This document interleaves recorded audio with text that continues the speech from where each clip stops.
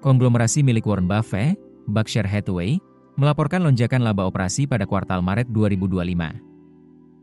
Namun, di tengah kinerja yang solid, Buffett justru memilih menumpukan kas hingga mencapai rekor baru dan tak melakukan pembelian kembali saham. Laba operasi yang dihasilkan dari bisnis-bisnis sepenuhnya milik Berkshire, termasuk asuransi dan perkeretaapian, melonjak 34% secara tahunan menjadi 13,485 miliar dolar AS, atau setara 223,8 triliun rupiah. Kenaikan signifikan ini didorong oleh lonjakan lebih dari 200% pada pendapatan underwriting asuransi, yang naik menjadi 2,37 miliar dolar AS atau sekitar 39,3 triliun rupiah. Meski laba meningkat tajam, Warren Buffett tetap enggan melakukan buyback saham.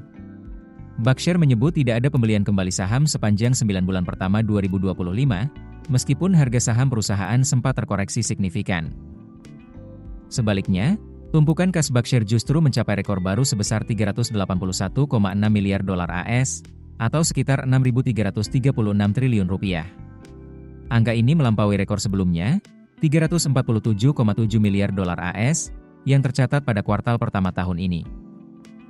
Selain tidak melakukan buyback, Berkshire juga menjual lebih banyak saham dibanding membeli pada kuartal 3.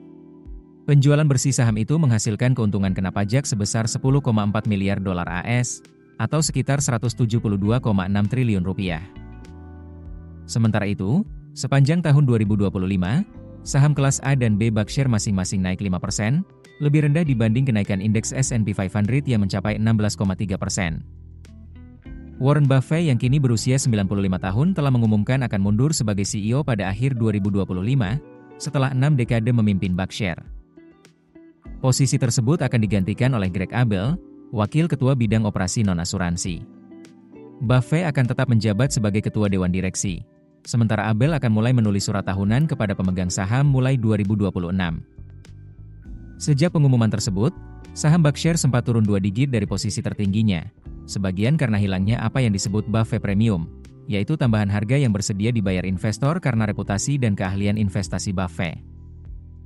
Pada Oktober lalu, Berkshire mengumumkan kesepakatan untuk mengakuisisi unit Petrokimia Occidental Petroleum senilai 9,7 miliar dolar AS, atau sekitar 161 triliun rupiah.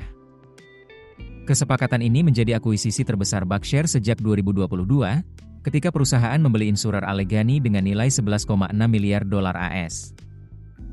Secara keseluruhan, laba bersih Berkshire, termasuk keuntungan dari investasi di perusahaan publik lain, naik 17% menjadi 30,8 miliar dolar AS, atau sekitar 511,3 triliun rupiah dibanding periode sama tahun lalu.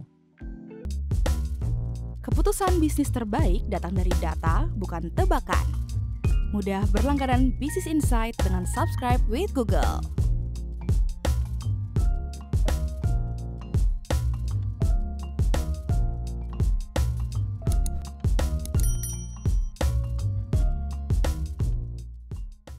Download aplikasi Kontan sekarang di App Store atau Play Store.